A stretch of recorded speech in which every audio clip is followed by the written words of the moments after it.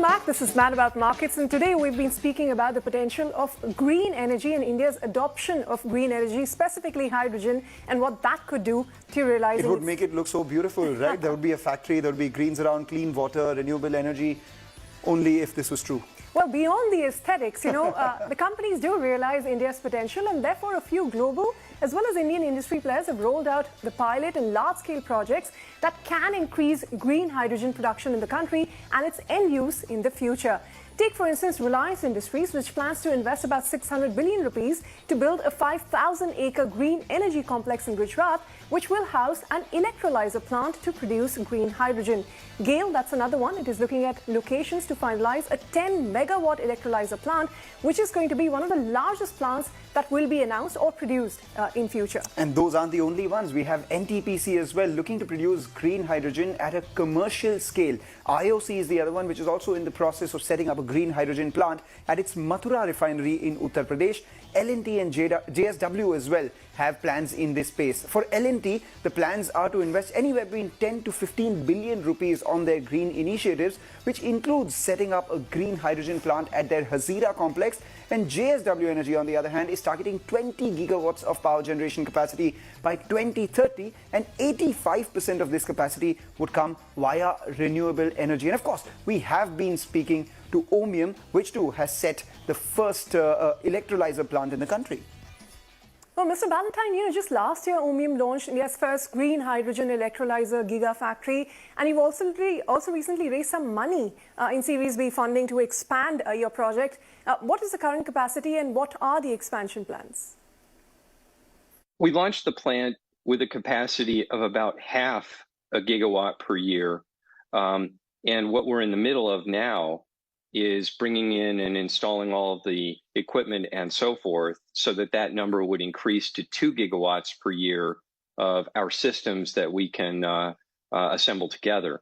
As you can imagine, when we look at the size of the economic growth and markets that we're talking about, we certainly do intend to expand further from there and really align with this idea of having India be our hub for our R&D as well as our manufacturing.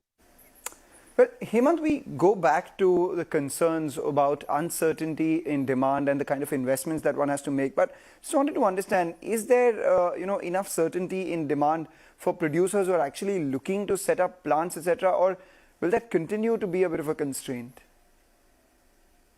No, that is definitely a constraint, because we do need policy that creates that demand. So at this point, there is a lot of talk about demand materializing, but it's not exactly clear how it will materialize. So if you look at the market right now, the players, the developers are seriously looking at the export market more than looking domestically. And that could be a problem in the future, because if you are heavily export oriented, then the local ecosystem will not build quick enough. So they are looking at deploying capital, but then demand is something that is not very clear where it's going to manifest. It's time now for the yays and mays as always, and I'll go for the yay as always. The first one, of course, is decarbonizing energy use. That's definitely a yay, not only for green hydrogen, but for the world at large. Take that point, but a concern that continuously all the guests we've been speaking to have been addressing is the capital-intensive process involved in the production. That's definitely a downside. I take that point, but what does it do? It enhances energy security and it makes us energy independent. That's a big yay. It makes us energy independent, but the incentive to move towards this new energy is low because you have cheaper alternatives available. That's true, but think about, us being the hub of the green hydrogen path and actually being a net energy exporter, the possibilities. We would be, but what we first need, and again, something that guests here have been highlighting, is certainty in the policy framework. We can't really discount that. And what if we accelerate the renewable energy adoption by the incentives that are coming by? I take your point, Manglam, but the fact is that there is very little research and development that has gone into this industry because it's relatively new, and there's also no clarity on taxation of green hydrogen. Some of these are really big concerns for the industry. These are big concerns, and I take your points as well, Ritu. The incentives which are there right now, but there is a lot of uncertainty with regards to demand and the capital-intensive process that it is. So let's talk about this to Mr. Rao as well. Mr. Rao, what exactly is the opportunity cost of transitioning to green hydrogen? There is a huge amount of opportunity in reducing our import bill. Initially, we may say that the green hydrogen can be blended by converting into either ethanol or methanol by carbon dioxide capture and usage. Similarly, hydrogen can be blended with other fuels. Similarly, in the EV, if you can use hydrogen fuel cells, I think that will also be very, very useful in migrating or reducing our import bill. So that way there are enough opportunities that can reduce our import bill, replacing at least partially the hydro fuels which we are using today.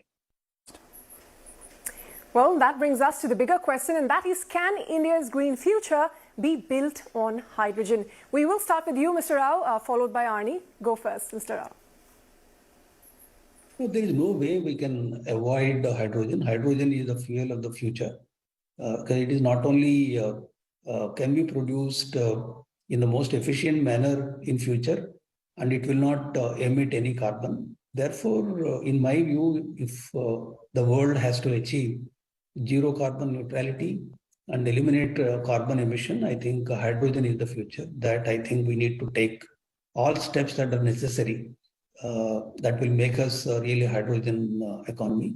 And also government is introducing in certain sectors a minimum amount of hydrogen to be used, replacing the existing fossil fuels.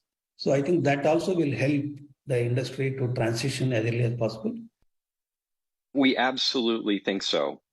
We think the green hydrogen will be one of the key pillars, along with the renewable energy sources, that allows us to really fill in all of the gaps in our worldwide economy so that we can get to a net zero solution. It's going to take lots of different technologies, but hydrogen generation is really one of the key parts for some of these big aspects like long distance travel, long distance shipping, ammonia or fertilizer production, work with steel and metals, all of those aspects. And it's absolutely essential and important that work with renewables make progress too, PV, wind, etc. Without all of those, you can't really go and effectively create the hydrogen molecules you need to then create the green molecules that the economy needs. Mr. Rao, Arne, Mr. Mallya, thank you so much for joining and shedding light on green hydrogen. For Ritu, me and the entire planet, we hope hydrogen or not, the future of the world should most definitely be green. With that, we wrap up on this edition of Mad About Markets. Thanks for watching. See you next week.